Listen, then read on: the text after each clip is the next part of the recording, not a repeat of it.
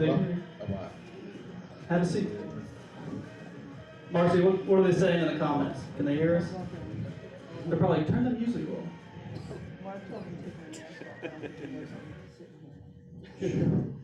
That's much better. Someone said yes. All right, cool.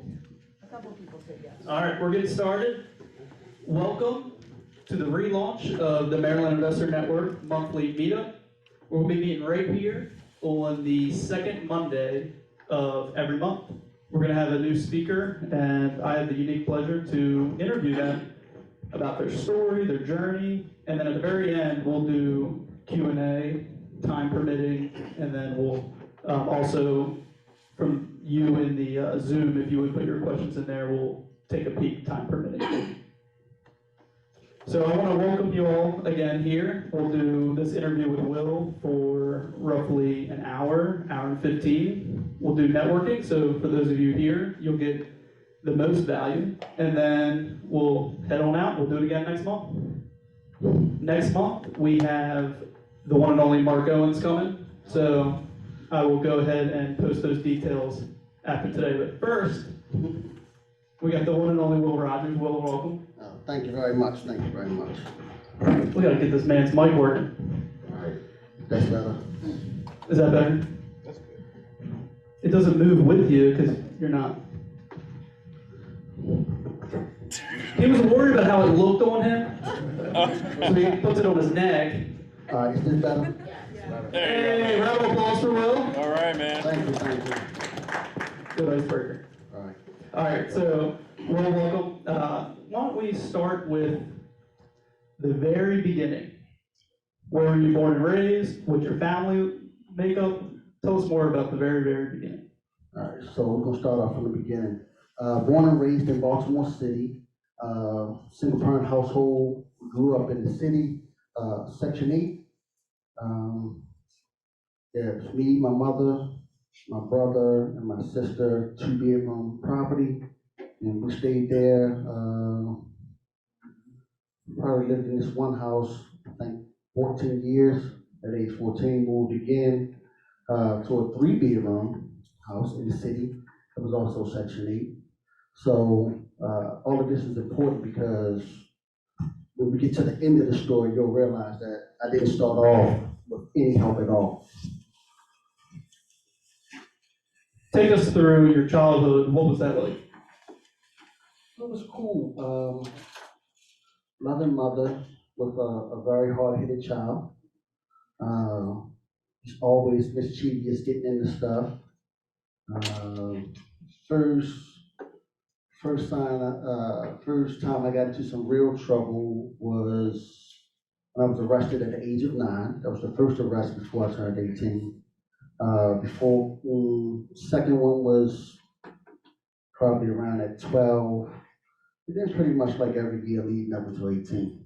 You know, from everything from, auto theft, selling drugs, laundering, you name it, just pretty much. We were eating dinner before this, and Will goes, guess what age my first arrest was? 15. So 9. For those of you listening, it was 9. I guess 16. I was like, 16. Yeah, that sounds wild. No, he says 9. So he starts to tell me exactly what he got arrested for. And I'm like, whoa, wait. I want to know it at the same time as everybody else live, so we can make this as authentic as possible. So, what was that first arrest? First arrest was trespassing. And like I was saying, so there was an old tower in my neighborhood. It was like an old tower in my neighborhood, and it's supposed to be haunted. So me and my friends, we go pretty much break in, and they all go inside, and I stand out front. I'm also the lookout because I'm afraid of ghosts. So it's supposed to be haunted. So I'm the lookout. When the police come, everyone else is on the inside. I'm the only one there. And when he told me to come, I wasn't thinking at 9 years old that maybe I should. I really didn't think I was like breaking the law, So I went over there, and they said that they accused me of being inside. I told them that I wasn't because I was afraid of ghosts. I didn't go inside. Wasn't trying to hear it. Put me in handcuffs. Took me to the station. Called my mom to come get me. So the first arrest was innocent. Everything afterwards, all me. And how old are you now? 45. So as you go out of your childhood into like the adolescence, when did you start living on your own? And then what was that era kind of like? Probably about 18 and a half. I was still 18, so we're gonna say 94. Mom found, she says, I had a pager. Back then, cell phones weren't really a big thing. I had a pager. She found out I had a pager. She said, you better not be running wild in the streets, you know. So, no, I'm not doing all that stuff. So then, friends and stuff, when you first start out, well, some of you may or may not know, when you first start off in your neighborhood. So it's only a matter of time for people start saying, hey, your son's doing this, your son's doing that. So once she found money and a gun inside the house, she said, you got to go. There was no grace period. There was no 5-day grace period. Like, you got to go now. So pretty much after 18, I was on my own. Where did you go live? And what did you do for a living? I did leave one important part out about my whole. We just want to rewind it back a little bit. So once I graduated high school, right out of high school, I got a job as a mail carrier. So I did have a few jobs. Got a job as a mail carrier. That didn't really work out because I was making more money on the street than I was at the job. So I was clashing with the supervisor, asking me, well, why it's taking me so long to deliver the mail? I mean, I'm 18 years old. There's women on the route. I'm doing everything that's not supposed to do. I got women in the back of the truck. I'm inside the houses making extra deliveries. It just was a whole little shit show. So got fired from there. And then that might have been from June to maybe October. I had the post office job. And from there, I just, kept on being in the street. So I got kicked out probably around like November. And from there, I think I got my first apartment, Liberty Gardens on Liberty Road, 21244 zip code. That was the first apartment. So yeah, that was the first play. What other jobs have you held? Just that's a trick question. You mean, what type of job are you referring to, Brentin? What legal jobs have you Okay. held? Gotcha. Let me see. I used to work in Mondawmin Mall as a bag checker. I worked at Burger King as a youth. 21215 across the street from the plaza, that's still there. Worked as a mail carrier. And then I worked for Social Security Administration actually twice. Once in 97, and then again in 2001. That was the last time I held a job. When did real estate come into play? 97. Real estate came into play. How old are you in 97? 21? Yeah, 21 in 97. Real estate comes into play because I'm looking for a way out. Being in the streets, I'm sure, is the same for most people that's coming up. They understand it's not an end game. There is no end game. Dead or in jail or you work your way out. So I always work towards an end game. Maybe the first year or so in the game, I was in it for the jewelry, the cars, whatever, the women, all of that stuff. But after that, I was pretty much stacking my money for an exit. Didn't know what the exit would be. Never thought about real estate because the only people that I knew coming up on real estate was Carlton Sheets or Donald Trump. That was it. In the 90s, Carlton Sheets, he ruled late night infomercials, and Donald Trump, of course, was just Donald Trump. That's all you knew. So that was it. A buddy of mine said, "Hey, I got a way to make a play where we could clean some money." I said, "How do you do that?" He said, "All right, I'm gonna see if it works." Okay. He bought a property and refinanced out of it and got the money. So he bought the property for 20, did a cash out refi and got 40,000. It's like, oh, okay, this works. Shortly after that, went to an auction. Kept on going to the auction. I think it was like AJ Billick at the time. Just kept on going to the auctions, looking. Then one day I said, all right, I'm gonna pull the trigger this day. I go to the auction and there's not a whole lot of people there. And the auctioneer, he doing this thing like 1,000, 2,000, whatever like that. So I'm just like, all right, 5,000. And somebody else said 51. I said 5,500. And nobody else bid. I'm looking. He was like, sold. And I'm like, oh shit, what I do now? So I knew I bought my first property. And I'm like, damn, 5,500. And then the guy came over and told me, he was like, hey, I need you to sign this paper. And it was like some type of waiver or something saying there was a tenant there paying $800 a month. I always been good with math. I'm like, well, this shit gonna be paid off real easy. Like, I'm about to break, like, this to me it was like a come up. It was like, in a few months I can get my money back and I can still have this property and they can continue paying.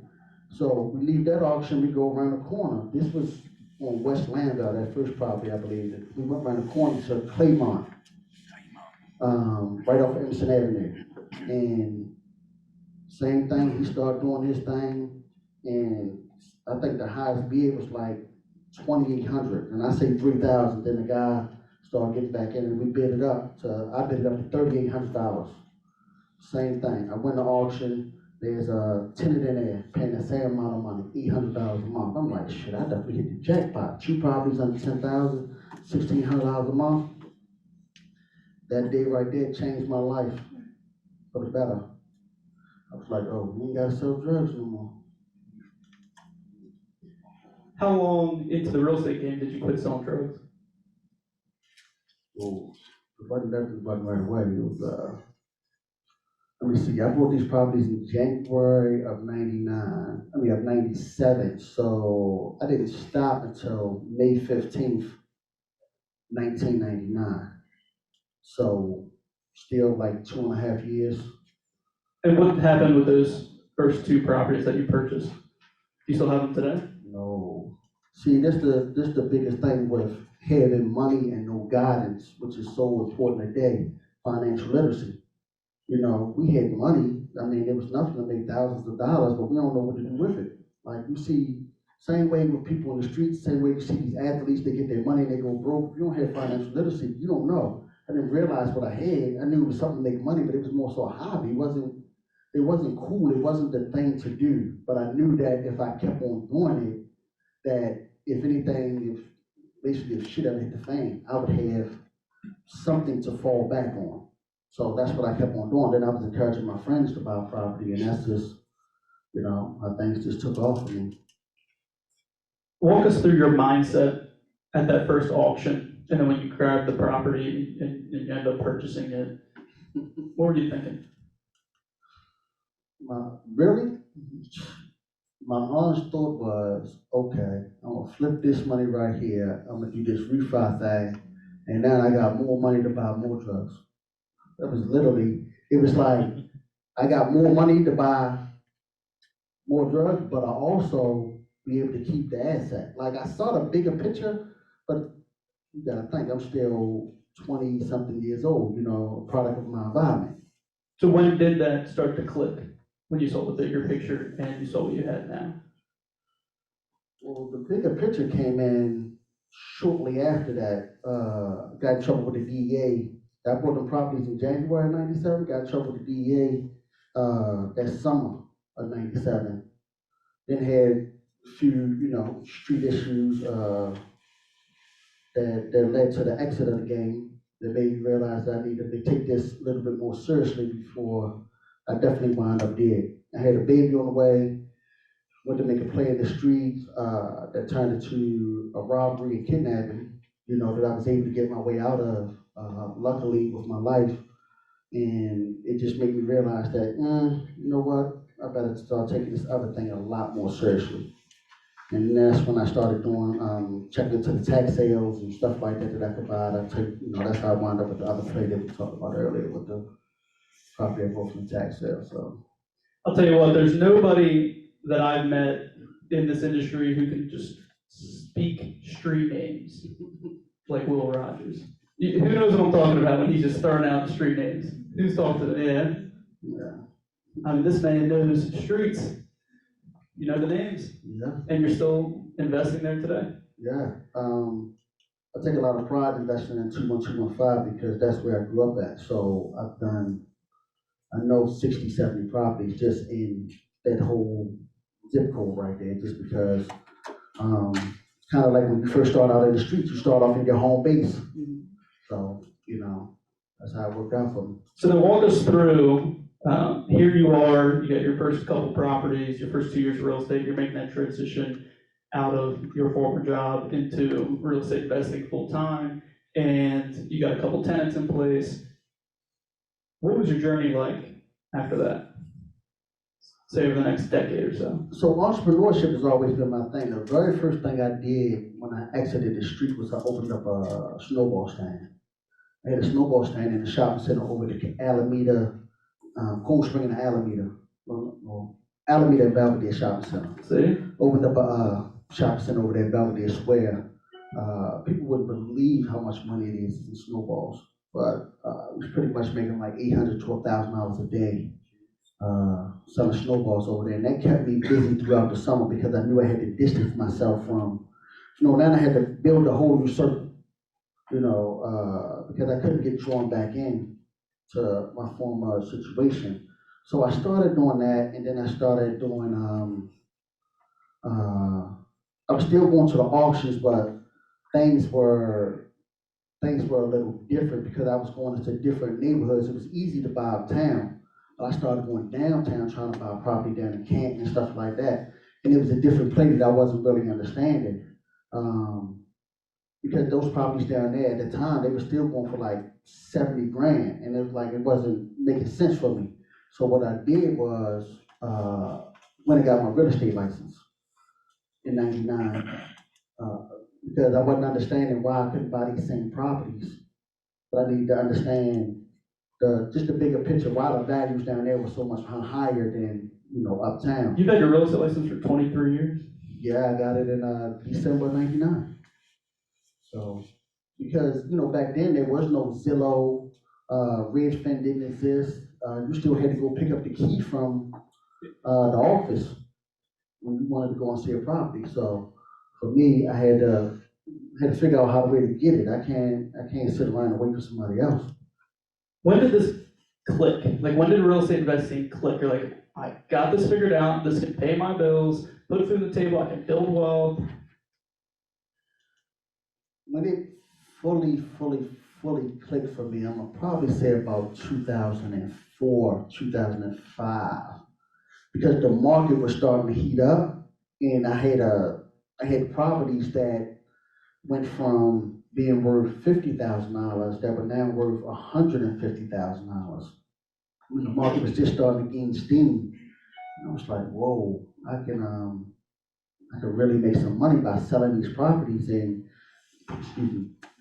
running some other plays. So about 2005, things just started, the total mind shift clicked for me that I could take some of these rentals and I could start flipping them.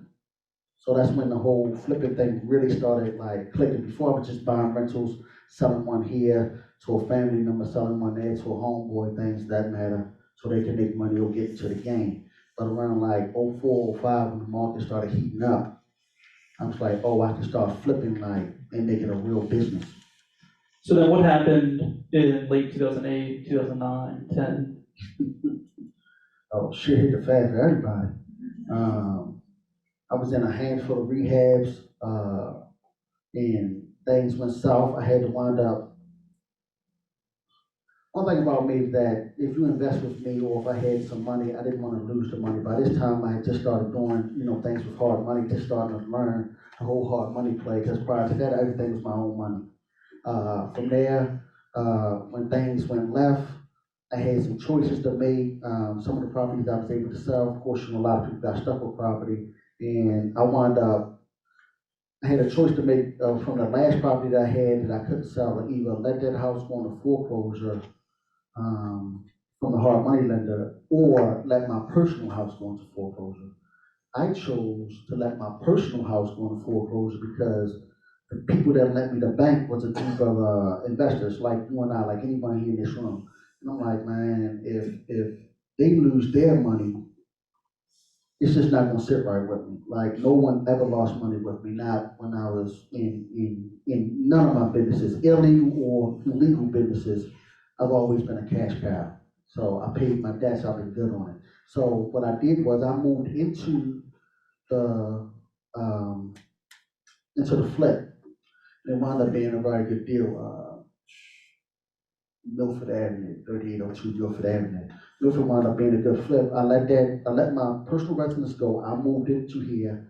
I made payments with the people, the lender, and asked them not to foreclose on it. Milford was such a good property because Milford was a single family detached home in 21207, which is right next to '05, and it was on an extra large lot. So while things were being stalled, because they couldn't really foreclose exactly, but I was still making the payments, I actually subdivided the lot. So I kept the lot, got out of once I rehabbed the house and I sold the house, kept the lot, so I wound up with a free lot out of the deal. No, that was 08, 09. What year did the market crash? That, 08 or 09, Yeah. yeah. So, impressive. Yeah. So then taking you kind of to where you are today, over your career, roughly how many flips have you done? Wholesale deals, rentals? Catch us up to speed. uh, Definitely have a decent amount of rentals. I'm in double digits. I know for some people it's not a whole lot, but definitely mine's mine work well for me because most of them are paid for. So that's one thing. I literally just started doing cash out refis on properties that I had because I had some other bigger places that I'm trying to do with some much larger units. So I just started, pulling cash out. Rehabs definitely in the hundreds there. Wholesaling, I think legitimately I might have wholesaled maybe 5 deals in my whole entire life. Wholesaling for me never was my thing because any deal that I had, I could sell it to you and make $10,000, but I could rehab it and I could make $50,000. So any deal that I came across, wholesalers are looking for the end user, end buyer. I was always the end buyer, so any play that I made, I just kept it myself. So what's a typical year look like? Let's talk about last year, 2021, unique year, we all know that. What did you accomplish last year? What are you proud of? I fell short of my goal. I didn't have a 7-figure year, but I didn't fall too short from it. So it was good. The pandemic has actually been great to me. A lot of people were running away from when the pandemic happened. I actually ran towards it and started buying up as much inventory as possible. Plus, I was always a house hoarder, meaning I would buy, if I was rehabbing 15 houses, I probably would still have 5 or 10 houses on top just waiting for the next ones to come up. So we was able to do some great numbers. I think we did a total of sales, like total rehabs completed and sold for 2021 that just passed. I think it was, I want to say 21 houses. So. That's impressive. And did you say we? Yeah, so it's funny because I've been in this business a long time and I'm very seldom that you can meet somebody who has the same energy and drive that you have, right? So probably about 5 years ago, I met somebody at a RIA meetup, and I was speaking just like I'm doing now, and they was with a family member of mine. They introduced me to him, and we just started like connecting. And I saw a lot of myself inside of them. They was pretty hard-headed, kind of just like very ambitious, but very hard-headed at Like the same you. time. Very much like me. So, pretty much started mentoring them, not officially, but unofficially. We built a very good relationship, and they had a different skill set because they was working high level corporate America, actually for one of the largest restaurants in the world, which is McDonald's Corporation. They was very high exec up in that business there. And he brought some ideas and some talents, and we toyed around about, doing some stuff together because in a very short period of time, in 3 years, they had built themselves up to pretty much run with me instead of they wasn't a follower, they was pretty much, they had built in 3 years, they doing 10, 12 rehabs at the same exact time also, based off of ideas that I give them. They always seeking knowledge. So we pretty much came together with a play that we could do for a few years and then run it into much larger, like start buying, building development communities and stuff like that, because I'm also a licensed builder. So some of the things we're working on now. But to make a long story short, my partner, Robert Taylor, he's actually in here in the back. You can raise his hand right there. That's my business partner there. So we've been business partners for like the last almost 2 years now. That's awesome. Yes. Robert, were you sweating when he was describing you? A little bit? Didn't know what he was about to say. Yeah. He's like, that hard-headed, arrogant, no. Yeah. All Well, right. it gives me a good balance though, because when you're used to running and being a 100% decision maker on your own, you kind of get into a certain rhythm, right? But when you're trying to make a lot of bigger plays, you can go further as a team, in my opinion. So What does the division of responsibilities look like between the two of you? we pretty much share responsibilities. At any given time, we just switch roles. Sometimes, he's running behind the scenes, which he's much better at than me. As you seen earlier, when we was at the restaurant, I'm like, hey, I need this up by X, Y, and Z. He's like, yeah, I got it. I'm on my way. So Oh, that's who you're talking to? absolutely, right? If you would have told me that, I would have known when it's going to be done. Yes. So, he can handle all the behind the scenes stuff.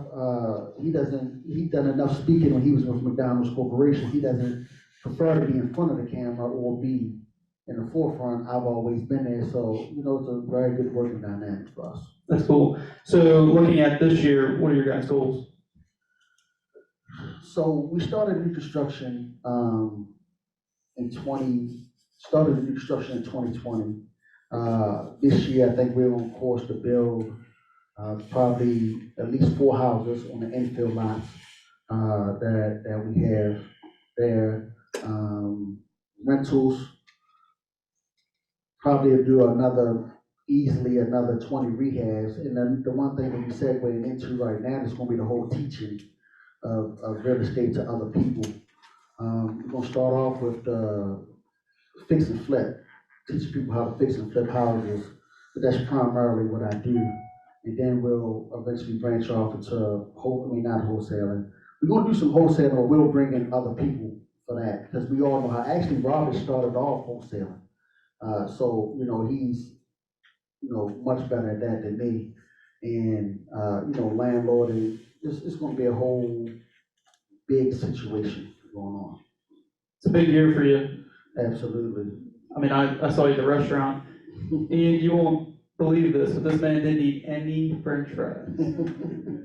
If you've ever seen him, he can eat these French fries. He ate zero French fries. Zero French fries. Absolutely. So tell us about your deal acquisition. So how are you guys finding deals? All right, so we have cold callers calling, like everyone else, direct mail. But that's not really been our bread and butter. Actually, bread and butter for me that's been working the most is personal relationships and social media. So on my social media, every time that I would post a house, I would always post, hey, I'm looking for more deals. I'm looking to post 5 more deals. I'm a cash buyer, this, that, and third. Because I've been in the business so long, I have the ability to buy houses sight unseen all the time. So if I see a play that I want to run, it's a wholesaler say, hey, I got this deal right here. I pretty much got 2 or 3 questions, especially if it's in a city and I know the neighborhood or Baltimore County. I know the neighborhood is pretty much just like, hey, do I have any foundation issues? If it doesn't have any foundation issues, and I'm asking how high is the basement. Other than that, I can pretty much run my numbers, and I'm making an offer, cash offer, sight unseen, You're running your numbers up here. right? Yeah, and On the phone, you're telling them right then and there. yeah, like once I see the email, you know, because I'm running the numbers right off of a full rehab, and if it makes sense to me, there's no need for me to go. What are you looking for in your numbers? What's important to you? I mean, the deal just has to make sense. Well, first of all, I won't do a deal that's gonna pay me under 50,000. If the numbers don't work for $50,000, pretty much net profit, it's not a deal for me. So how do you get there in your head while you're driving along? I mean, so I can say, I'm gonna say a 12 to 1,400 square foot house in the city, and my brain for rehab on that will cost me no more than 90,000. So if I run it off of, okay, is this 90 ARV? If it makes sense for me, there's it's a goal, let's pull the trigger on How about funding? How are you funding your deals? it. Funding is very interesting. So we have multiple lenders. I have a lot of private money. I have my own money, because occasionally I'll lend money. So I have my own money, I have private money, I still do hard money. You know, I take all money. You know, because a lot of people Even don't. Vernon Vaughn's money? Yeah, I'll definitely take Brandon Rodgers, but we know they loaded up there. Him and Drew, where they at? I know they're here. Yeah. Yeah, I'll definitely take their money. But the reason I'll take all money and depending on the deal, I don't really worry about that, right? Because you take a worst case scenario, even at a 13-3, which is extremely high in these days, right? You take a 13-3 hard money loan. If you close it out in your 90 days for a full-blown rehab, and in this market right now, you're not having that money no more than 5 months. So, you know, at 13-3, of course, that's a last resort. I haven't taken that in a minute, just, you know, for my situation. But for anybody out there that's wondering, oh, this money too high, if you get there and you do what you're supposed to do, that money, I mean, on 13%, and you close out in 5 months, you at like 6.5, 7. That's it. So to find deals, you are doing some mail, some cold calling. However, your bread and butter is the people who know you. You have that reputation, whether they're realtors or wholesalers, Yes, and they're hitting you up, and they know they're going to get an answer on the phone. absolutely. And also, you got to work your neighborhood. You know, I'm talking to all of the neighbors. Any property that I'm doing, I'm talking to the neighbors, and I'm saying, hey, wouldn't you like to pick your neighbors?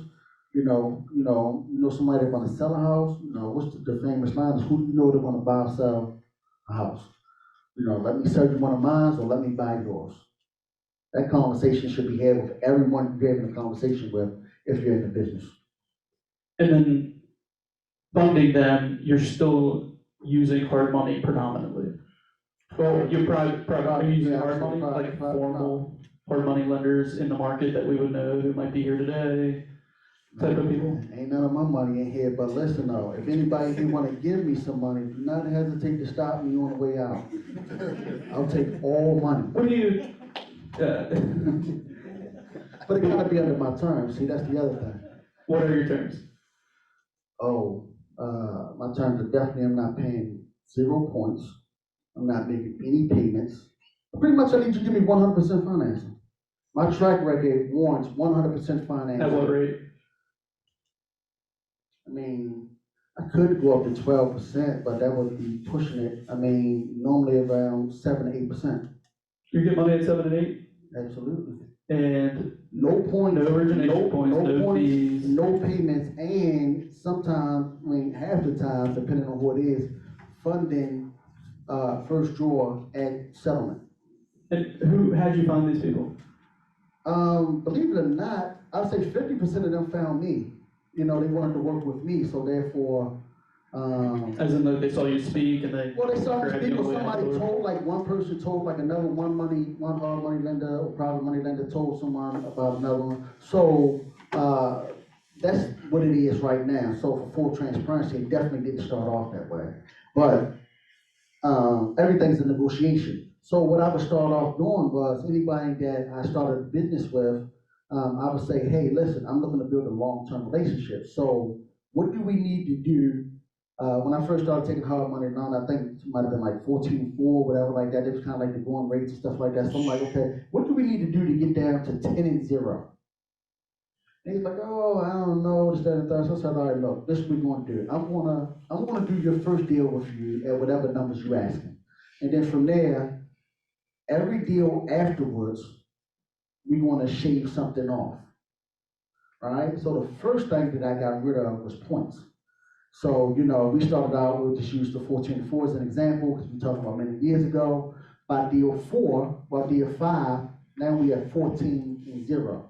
So basically, if we run in a 14-4 play, I got to do 8 deals with you to get down to 10-0. And then I just started building those relationships like that. And then I would just run it back, keep on running it again and again and again with different people. Let's switch gears a little bit to construction. Yeah, that's the tricky part there. How many of you have seen their rehabs, their finishes? Show of hands, who has seen the quality of their rehabs, at least through the images? How do they look? They look fantastic. You look at whether it's a chandelier or it's a bathroom faucet. It's clearly somebody chose something on purpose.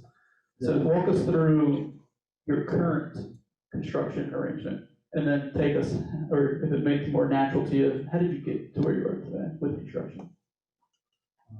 Three different questions. So which one are you gonna run first? Take us through the journey real quick.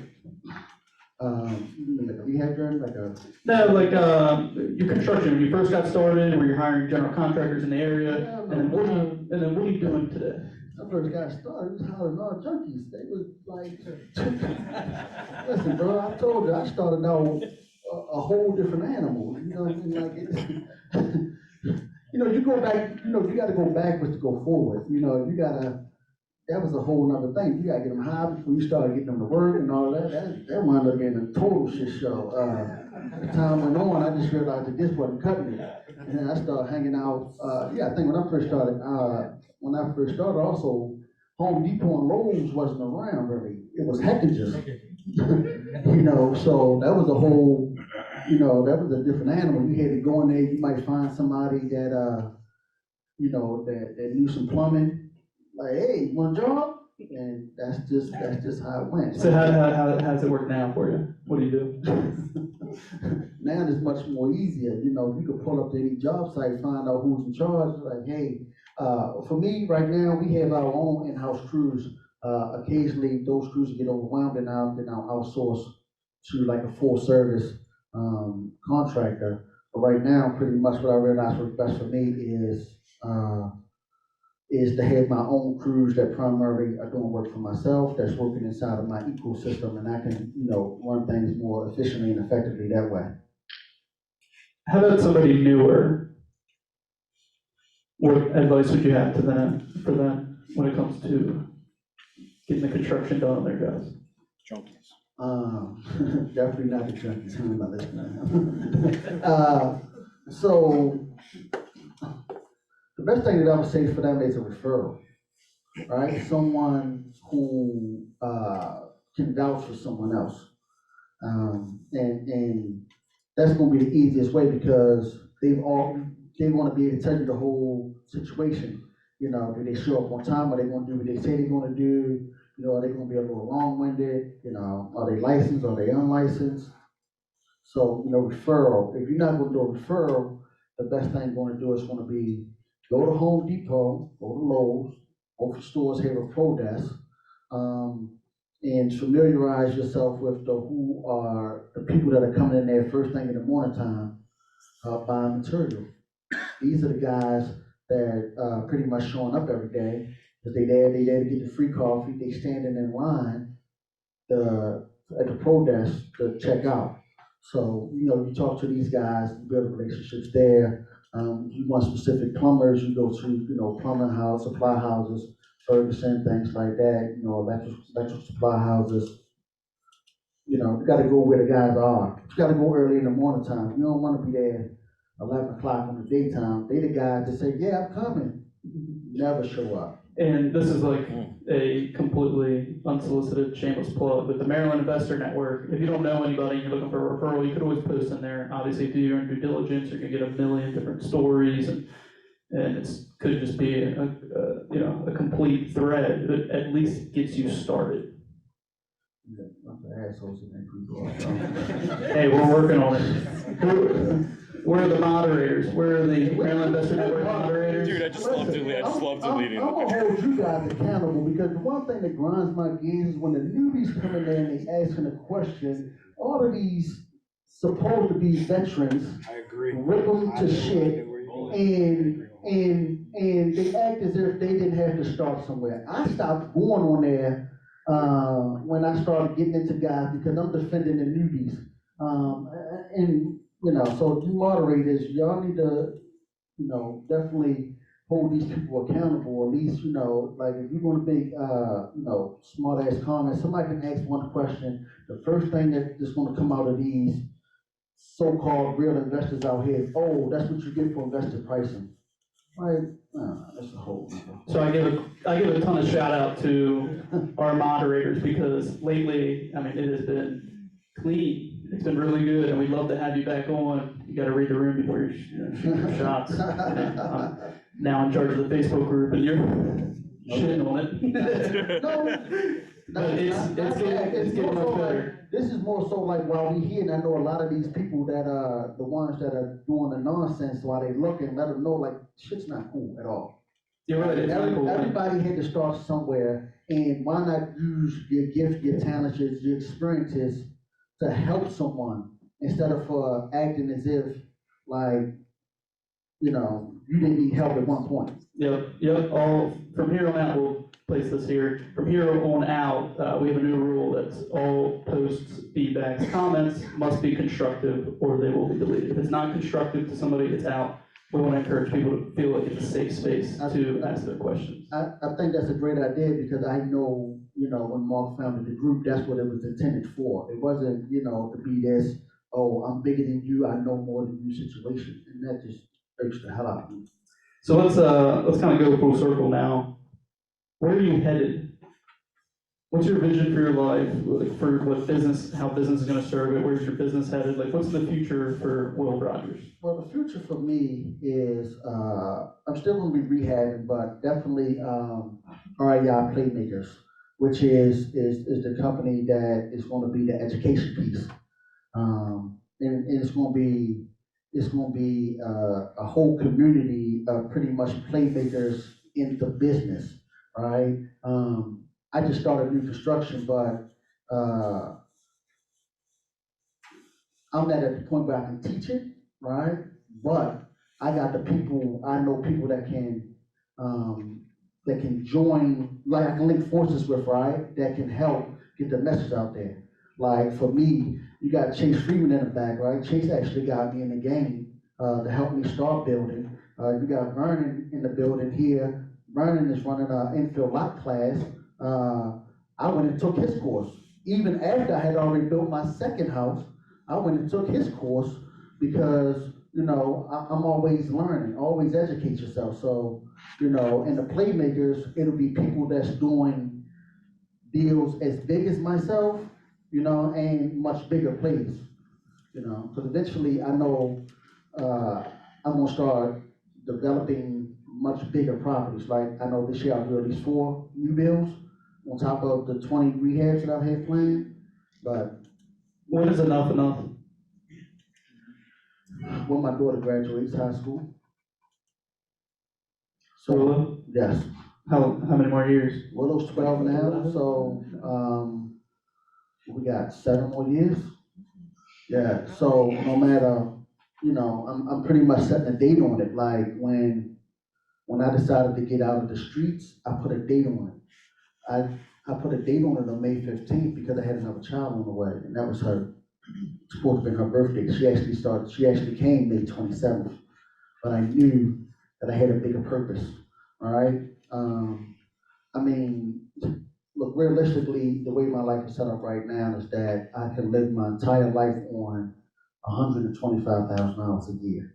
That's Even with that big house of yours? house is paid for, so no payment. Touche. Yeah. So, you know, I don't need a whole lot.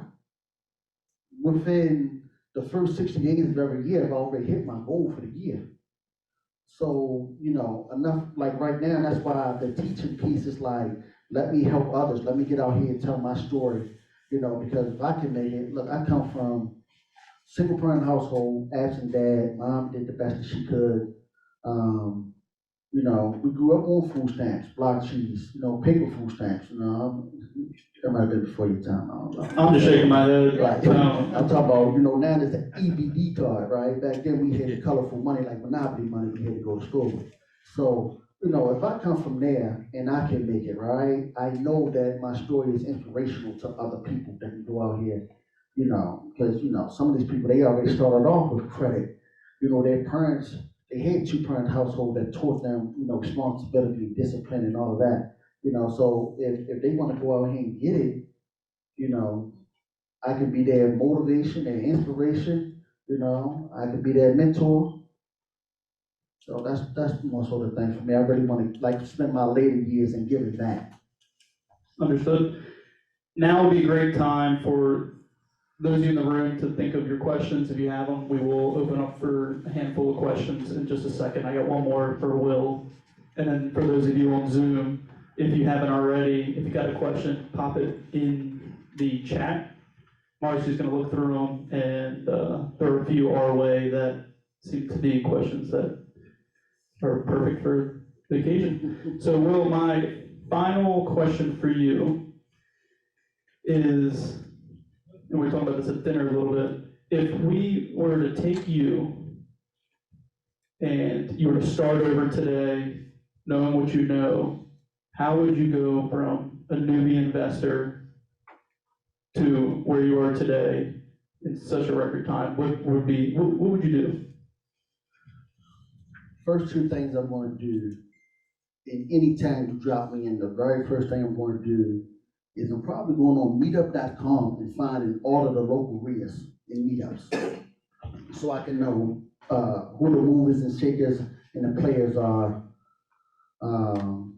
in that city.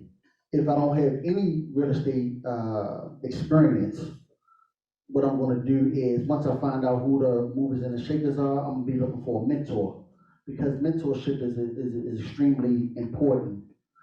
It's people that's like unofficial mentors that have been unofficial mentors to me, and then some that I've actually paid for. And even now, for me to go to a higher level, if that's what I choose to do, I'm not against paying for high ticket mentorship, because you want to fast track it. One of the examples when me and Rob was talking recently was going to Disney World.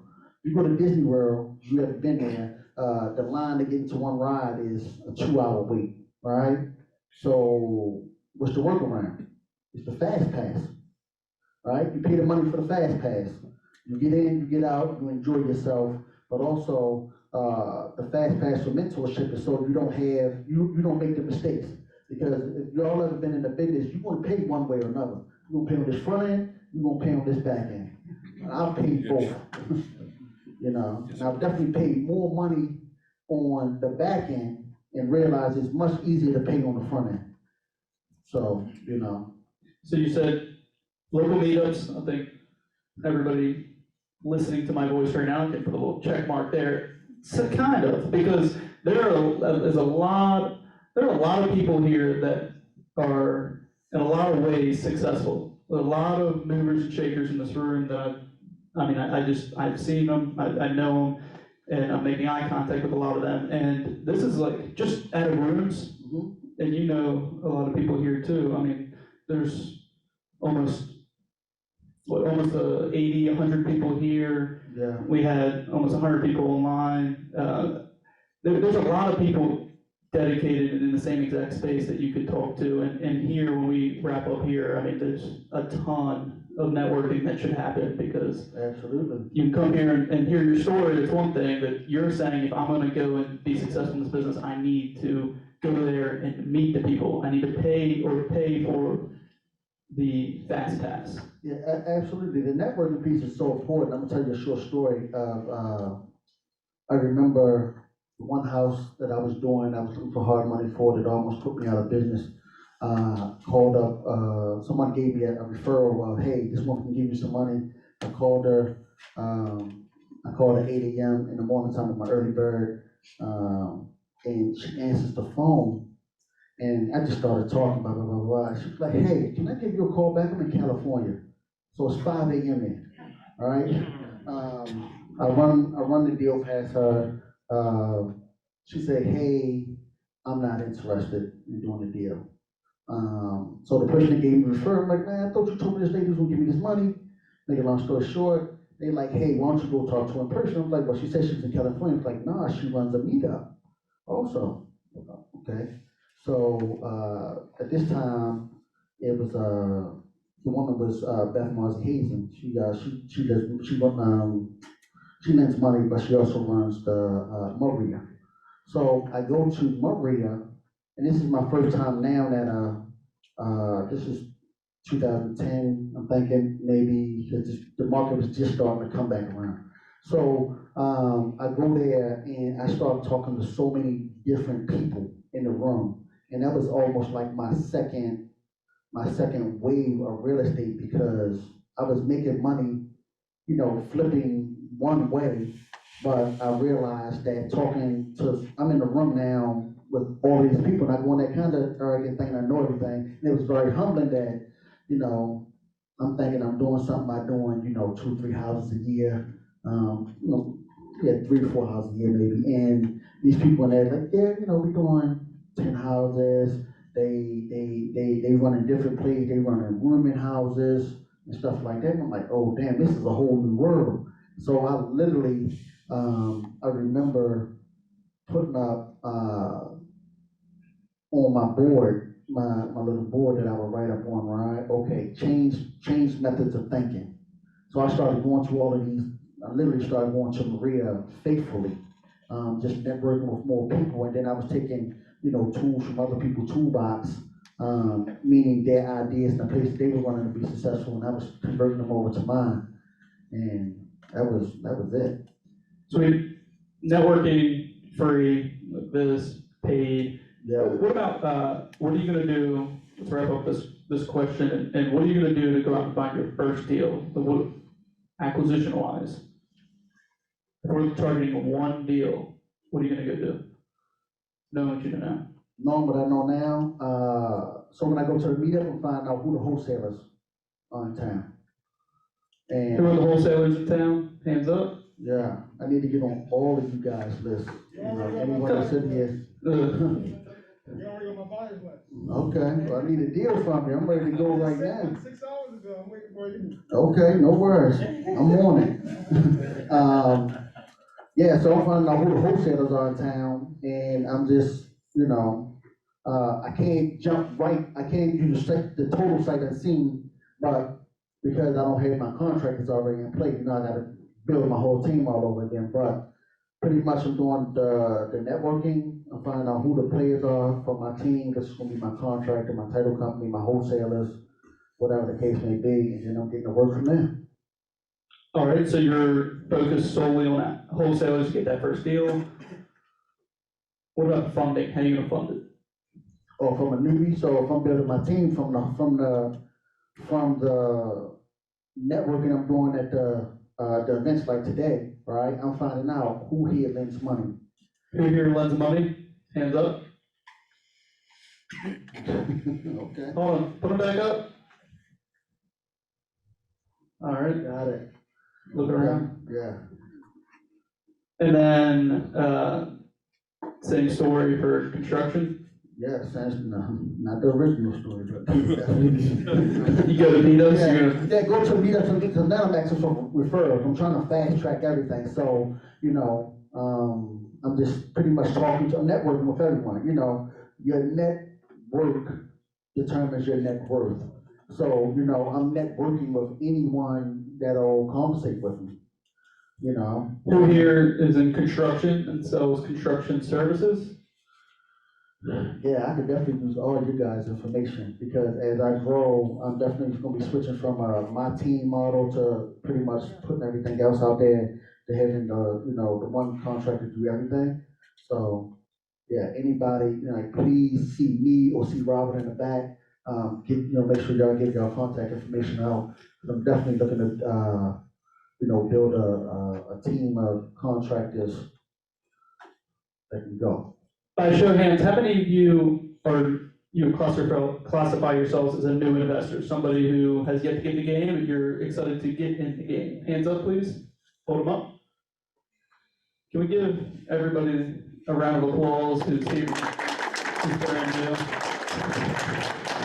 So I'm gonna tell y'all why I'm giving y'all a round of applause, because the first thing is the mindset and taking action. The fact that y'all came out here tonight, I always say that, hey, y'all can do it. You know, and if any of y'all had an advantage over then my scenario, you can damn sure do it. And you gotta think, when I started this business, there was no Zillow, there was no YouTube, there was no Redfin, there was no online community and all of that. So the odds were definitely stacked against me. You know, right now, with the click of a button, y'all can ask a question in the community, like the Maryland Investors Network, and you can get a whole bunch of answers to any of your questions. You know, when I started, that wasn't even possible. So, you know, one thing that I do not settle for is excuses. Like, y'all can save all of that shit. No pity parties, none of that. Y'all here, get out here and get it. Now, everybody look to your left, you look to your right. If you're a new investor, this is an opportunity for you to network with somebody. Somebody might have some money, somebody might have some property, somebody got a skill set as a contractor, you know. Even if y'all gotta do group economics, you know, one person is the contractor, the other person is they got some money somewhere in their retirement fund, and the other person is a wholesaler, and, you know, y'all get together and y'all run plays like that. You know, there's no reason why no one should be making money in this market right now. I still remember the first time I sat in my first meetup, and it was actually in this room, and I was a guest. And then you look at like all the relationships. I mean, the meetups. We've stopped for a year and a half because of COVID. And just look at the impact they made. So make sure we get that networking in at the end. Yeah. Now is the time that I want to open it up to a handful of questions. And what I love about this meetup is we got the 101 level conversations and we have the 201 level conversations, so to speak. Meaning we have people of all different experience in the room together. No question is off limits, whether you would consider it as like a 201 or a 101. Just want to make it a safe space and encourage all questions. Yeah, the only dumb question that you can ask, well, there's no dumb question. The only question, you know, if you don't ask the question, that's just dumb not to. So, you know. And for the sake of time, I might not get to all of them because I'm going to hit a few of the online ones that we always have networking. So by show of hands, who has a question for Will? We'll go 1, 2, 3, and then I'll call for hands again. Hi, nice to meet you all. So I work for a home staging company. I'm here for kind of two reasons. One, for that, any new investors who are interested in home staging services, I'd love to get your cards. Secondary, I was really inspired by what you said, that you got your first rental just at like an auction. I have a home staging business that works really well. I love that. But I'm also interested now, I've put some money aside in finding a rental property to start that I want to become a landlord. Do you have any like experience or advice for someone who's looking for that first like spot? Yeah. So landlording is very. Mic check. Does this work? Yeah. All right, I'm going to be tossing this at you so that you can speak. Got to speak into it as loud as you can. And then we also got the the video rolling for the whole room so other people online can hear you and see you. I don't know what I'm doing, but I think I got it figured out. That's right. And will you repeat the question for those who couldn't hear? The question was, do I have any advice for, someone that's looking to get their first rental property? So,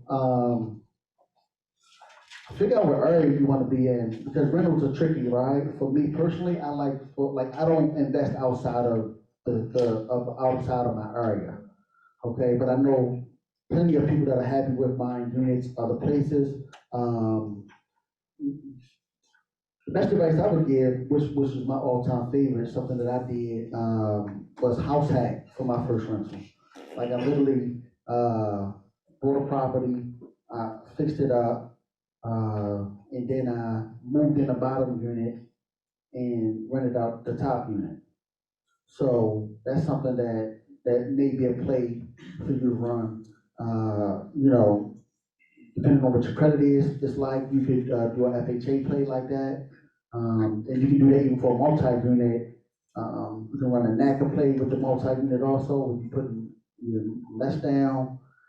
You know, there's so many different ways that you can do it, but figure out the amount of cash flow that you want, because people buy rentals for different. People buy some rentals for appreciation, they buy some for cash flow. So you have to figure out which one really works best for you. And then, you know, once you figure out that strategy, you know, analyze the market that you want to be in, and make a move from there. Was that helpful? Yes, definitely. Multi-units are always better though than just Yeah. put it out there. I mean, single family is cool, but you know, multi-units is, if you can at least get a duplex, if you're gonna start off with a rental, I would always recommend a duplex first. If you can't, I mean, a duplex or triplex, if you can't find that, then single family is cool. I mean, I still buy single family. I mean, I buy everything, but I still buy single family. Thank you. Yeah, you gotta stand up. Yes. You gotta talk into that loudly. Let me see if I Talk can. into the mic. Hold on. Oh, All right.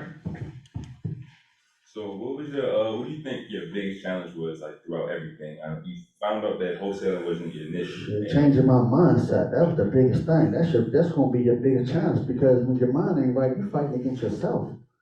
You know, you start putting beliefs and shit in your head that don't even exist. You start telling yourself like, man, I don't even know if I deserve this, or, you know, you start saying just crazy stuff in your head like, nah, like, look, You got yourself sold.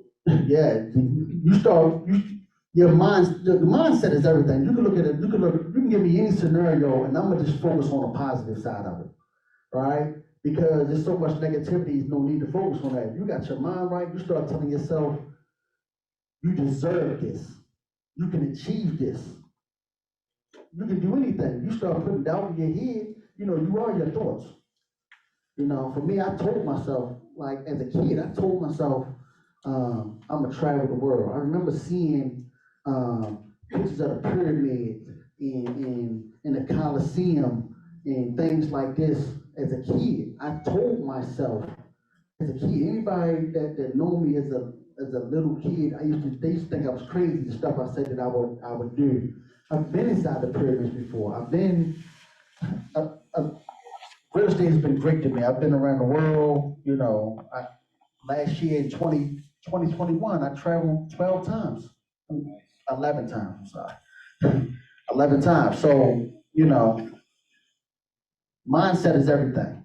That's the very first thing that people need to understand. You get your mind right and believe that you deserve it, you can achieve it. Don't listen to the naysayers, because you're gonna have a bunch of people try to force their beliefs on you. You know, you go home and your parents work regular jobs, right? And they would think the average household medium right now maybe like 75, 80 grand, right? And you go home and you tell your parents, yeah, I'm gonna make 500,000 this year. They gonna like, get the hell out of here. Like, they gonna think you tripping. You come into this room right here and say, listen, I'm gonna make $500,000 this year, and everybody be like, hell yeah, let's get it. You know what I'm saying? Like, look, do this, do that. You know what I mean? Like, surround yourself with the right people and get your mind right. Helpful? I heard a clap. You want to give him a clap? You can give him a round of applause. I take it. He went on, didn't he? Yeah. All right, we got a question in the front, and then, But I'm able, I can project. Okay. I What you can got? do that. we're gonna start, put you on the spot, introducing your name first. Hey, y'all, my name is Donna. Hey, Donna. Hi, Donna. Hey. So you obviously started off at auctions and it worked Yes. very well. Mm-hmm. In today's climate, would you still recommend auctions? I still buy it now. Auction.com, Hubzu. I mean, you know, Well, but you're so experienced, you're able, as you said, to do sight unseen. That's a little, I'm not brand new, but I'm also not willing to. I'm throwing you the mic just for the people on Zoom. Ready? Can you catch? I think. All right, we're gonna find out. Sorry. Can you throw? We No. didn't ask that question. There's a strap on the bottom, If apparently. it comes to me, I think I can catch got it. it. So pretty much you're saying in today's market, can you still buy it, right? Look, a deal is a deal. You analyze it the same, right? If you've done a deal before, if you're afraid to buy sight unseen, what I would suggest to you is that whatever deal you've done before, you know what the budget was for that, you know how long it took, whatever like that. You can focus on those type of deals. You know, so if you did a detached home that was 1,500 square feet and it cost you whatever, we're gonna say $100,000 just for, sake of argument, right? You know that if you see another deal online that's a detached, and you can say, okay, it looks like, from the pictures that it looks like it's roughly this amount of work that needs to be done. In your case, I would say try to find something that looks like it has a little bit less work. So worst case scenario, you'll be at 100. So if it doesn't need as much work before, you say, all right, if the deal work at 100, putting it in, then it worked. And a lot of these auctions online, when you building out your team, you always need a realtor on your team. And as I know, it's a handful of them in this room here. Tony Greens, he's right here. He's a realtor that can help you. And I know a few other people in here that can assist you, and they can get you inside of the houses. Because the auctioneers are putting the house on the MLS also for extra exposure, because their job is to get the most amount of money. So, all right. Thank you. Welcome. Was that helpful? All right, now we're gonna put your throwing to the test. We got a question In the back. all the way in the back. Better than mine. I never said I could throw. I said, It was well done. Do you think it's more beneficial being on the contracted side before going into investing? Having some sort of contract, having knowledge about anything you're going into is very beneficial, but, it's not that big of a deal. Honestly, like, for me, I didn't have any contractor knowledge. I learned by trial and error. But any advantage in a field that you're going into that you can add to your tool bag is always beneficial to you. I'm a licensed contractor, MHIC contractor also. I'm also a licensed builder, but these are things that I got much later on in the business. It wasn't something I went after, early on, So I know plenty of people. I know people that educated themselves and don't have any construction knowledge and still do very well in the business. Just more so learning the processes. If you just know that, you don't want your electrician going before your HVAC guy. Just little simple stuff like that. These are things that you can just learn beforehand. Yeah, being a contractor, that's something that I know well of, being around for like 30 years in contracting, but I wanted to get into investing. Well, you were already there, because realistically, listen, the contractor is one of the most important pieces of the puzzle in what I personally do, which is fix and flip. It's kind of like the DJ in the party. I don't give a hell. Everybody say they're important, but the house don't get fixed up without the contractor. Was that helpful? Thanks, yes, that's very helpful. Thank you. You can hold that back there for a minute. Let me get to a few online, and then we'll wrap up with a couple more in person, and then networking. Marcy, So, oh, we gotta throw the mic to Marcy. See if we can get it from you to, Marcy's right up here, up front. Yes. Let's do it. Oh, God. Yeah, with the assist.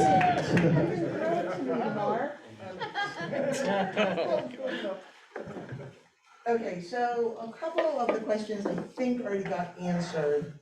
So you gotta talk into it. I'm talking. A couple of them I think already got answered. Somebody asked if you get properties off the MLS. Obviously you do, I because do. you just said you did. Don't sleep on the MLS though. There's still a lot of deals out there, man. You gotta be quick. You know, but there's definitely deals on the MLS. Mark Owen said we're adding you to the Facebook group as a moderator. Thanks, Mark. Someone wants to know what's the best deal you've ever done? And they have two questions on here.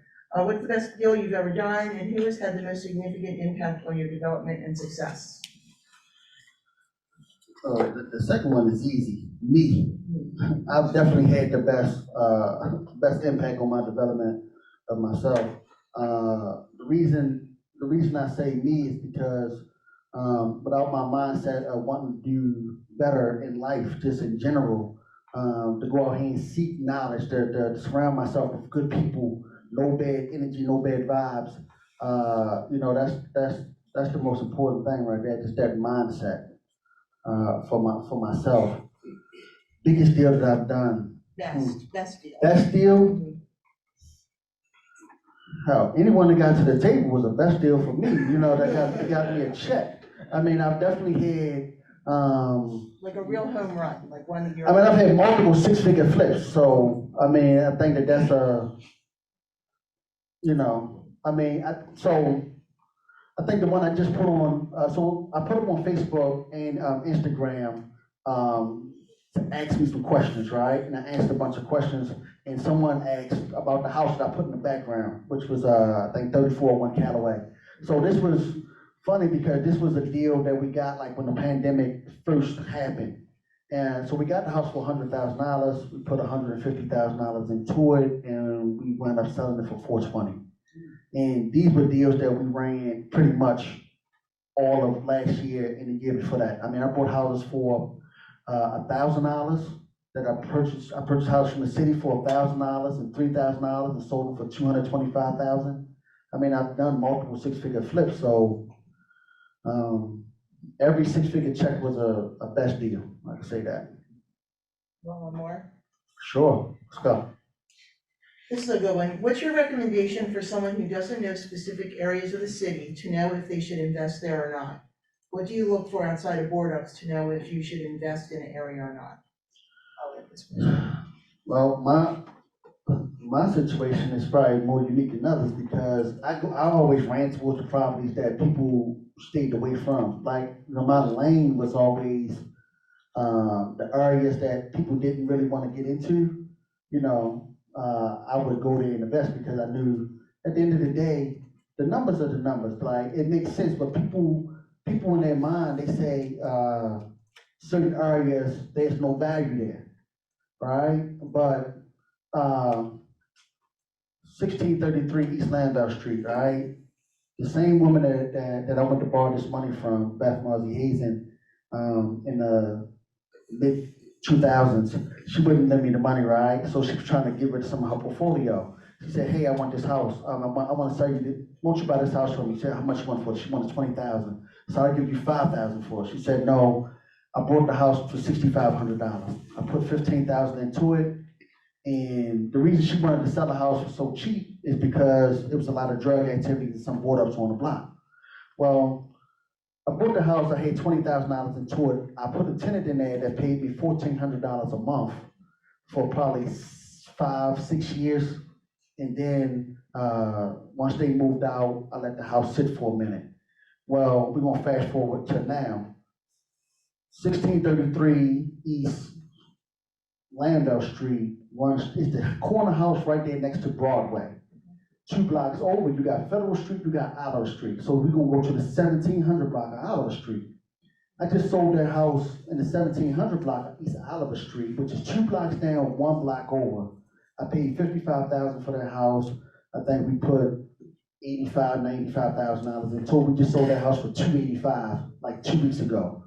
The point I'm making is that this house that was in the hood that nobody wanted to buy, I was all in for under $25,000.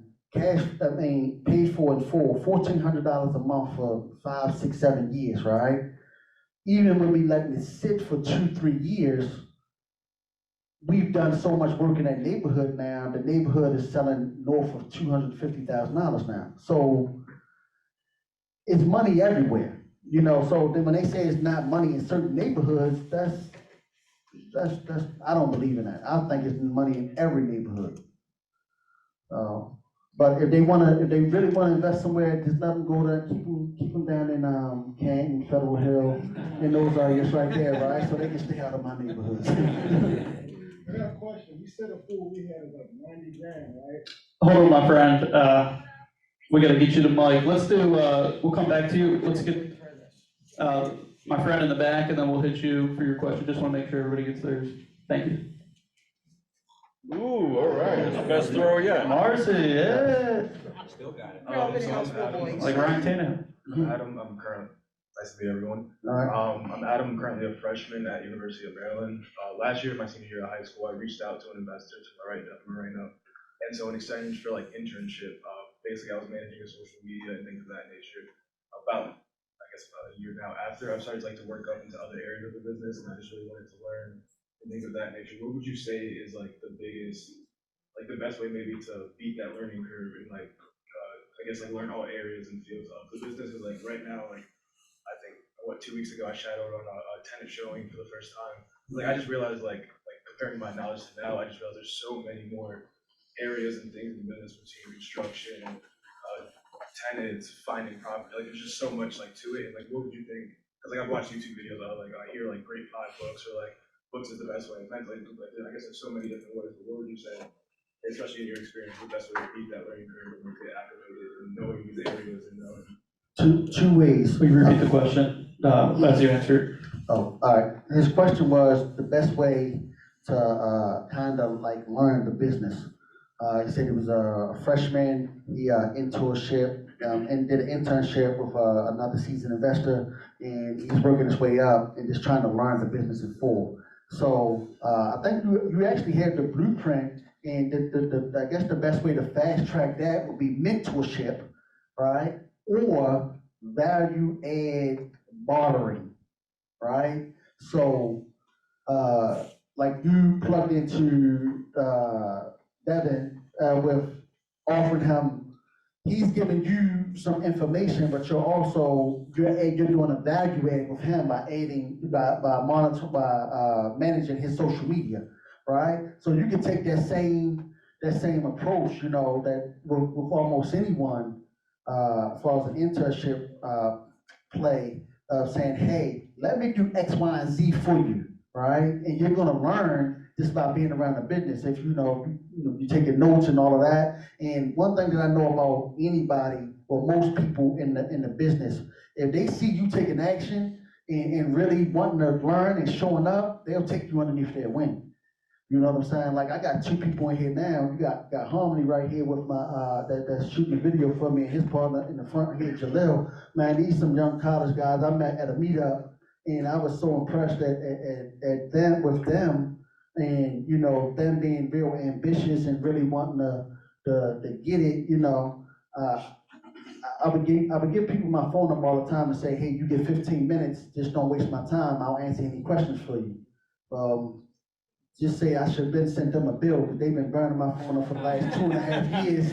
I've been giving them all the free game because I took a liking to them, because they didn't want something for nothing, and they were ambitious. They were young and they were ambitious, right? So if stay true to the games you really want to learn. Don't be a taker. You know what I'm saying? Give. The more you give, the more you'll get. You know what I'm saying? That's why I would give everybody 15 minutes. You ask me for my phone, I might give you my personal phone number. But I'll tell you, Don't waste my time. Don't, outside of, hey, thanks for taking my call. Get right to it, because the ticket is running. You can get 15 minutes, I can give you all of the game that you want within that, so just be very strategic with it and try to find a way to be a value add to anyone that you run across, and you'll get that back tenfold. Thank you. So you said that there's. All right, one sec, my friend, we gotta get that mic to that man, and then that's a wrap, we'll do some networking. Wow. That was a good throw. The top. So you said there's money. Like Tour's younger brother. You said there's money everywhere, right? I believe it. And you said that a full rehab on average costs around 90,000? Bro, a full rehab for a 1,200 square foot townhome. Okay, so let's say I have something in a 21215 area, but the ARV is only like 70,000, but it's a full rehab. So obviously the numbers don't make sense when you do in that situation. See, there's always different plays there, right? So it doesn't make sense as a rehab, right? But depending on if the area is up and coming, right? So there's multiple plays that you can run and create highest and best use of any property. So when I've had certain properties in certain neighborhoods, instead of for renting them out to a regular tenant, I've had rooming houses before. So now you take a property, this property, I mean, if the ARV is only $70,000, you gotta put $90,000 to it, you gotta be getting the damn property for free. Right. So, but it may not be a negative. So listen, if I'm into a property at $90,000, and we're gonna say it's worth 100, right? I can't really sell it, I can't do anything with it, I turn it into a rooming house. So each room, we got a 4-bedroom, got a 4-bedroom house, you turn each room and rent it out fully furnished for $600 a month, that's $150 a week, right? So now you're getting $2,400. Whereas though if you rent it out to a regular tenant, you're getting maybe $800 to $1,000. So you run a rooming house play, now you got expenses that gotta come with that on the front end, but if you keep it, ran properly, it's cash flowing for you. So now you can't lose. And hopefully the market will turn around. So, you just gotta know how to work a negative situation and turn it into a positive. Thank you, man. Mm-hmm. Let's, all right, one more, and then I got some final parting words. Hi, I'm Nancy Fitton. We're talking about getting into new builds. I'm relatively new. I do fix and flips. I'm working on numbers 6 and 7 right now, but I thought about getting into new construction. How does that compare profit-wise and time-wise and effort-wise with fix and flip? And where's a good place to get educated about it?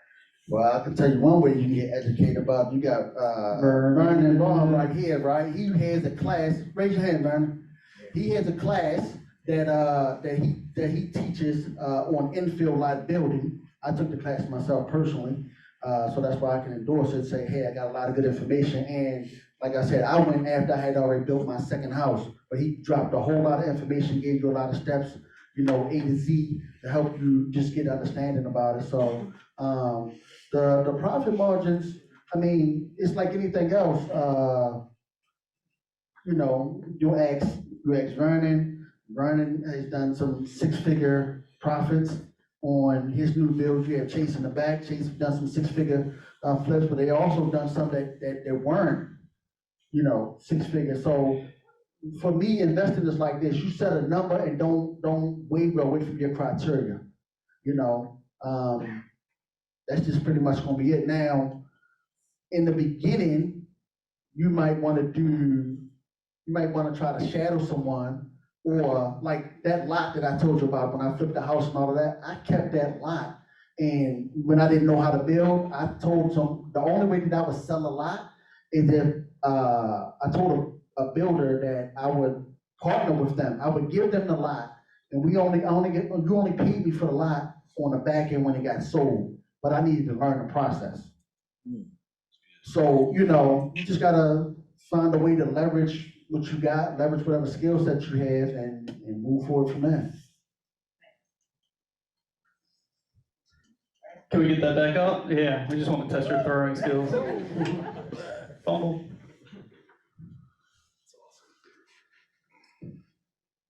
All right, how was that? Big We Will. give Will the biggest round of applause for time. I also want to thank all of you for being here, because without your attendance, there really isn't much of a desire to do any of this and then have like speakers and out here. So it's because of you coming here that we're going to do this every month. By show of hands, how many of you will be here next month on the second Monday at 6 o'clock? I want to Great make turn. another announcement too, right? So, the plan was to have a giveaway for the whole, the room. Oprah? You look- you're Oprah? Not that type of giveaway. All right, never mind. Cars. So, the one thing that I was gonna, that I put together was, basically a sheet for the top 5 mistakes that, rehabbers make in the business to avoid. You know, so, if anyone wants this giveaway, what I need y'all to do is go to reiplaymakers.com. You put in your email there, and it'll get emailed to you. So if anyone's interested in that, that's reiplaymakers.com, and you'll be able to get the free giveaway that we're giving away tonight. How do people get a hold of you? Well, I'm on social media. Yeah, tell us more. On One-Stop-Well, all over social media. The page that we're gonna be dropping all of the information on and showcasing our work, a lot of the times is the REI Playmakers. That's on Facebook, Instagram, and all of that stuff. That's on the back of my hoodie here. So these are gonna be the 2 ways that easily get in contact with me. You know, I'm easily accessible through social media. Yeah, that's about the easiest ways. And if anybody has any questions about the meetup or what we talked about today, feel free to go ahead and email me or message me on Facebook. I'm Brentin Hess. I'm sure you've seen my name everywhere. My email is brentin@brentinhess.com. Or you can come find me here. I just want to make sure that we're all a resource for you. There's plenty of people here. And then before we officially do networking, I have one more question for you. Yes, sir. We've known each other for what, like 5 years? Yes, sir. Will you tell everybody, and this is like the most stereotypical, like if you could boil Will Rodgers down to one story, this is it. Will you tell everybody why you have braces? So I have braces because my daughter was getting braces. My daughter's Willow. I'm Will, of course, and she was going to get braces, and she was a little nervous. So I said, okay, well, listen, I had a small gap that I've had forever, never had an issue with it. And I told her that, you know what, if you want to get braces, I'll get them with you. So as you see, I've had them for the last 2 years. When she get hers taken off, I'll get mine taken off also. And, you know, she picks out all the colors that we have. It's kind of like our thing together. So, you know, Willow is my why I do all that I do. And, you know, there was nothing for, she wanted braces, like, hey, this could be our little thing. Thank you, Will. All right, thank you all for coming. Make sure you-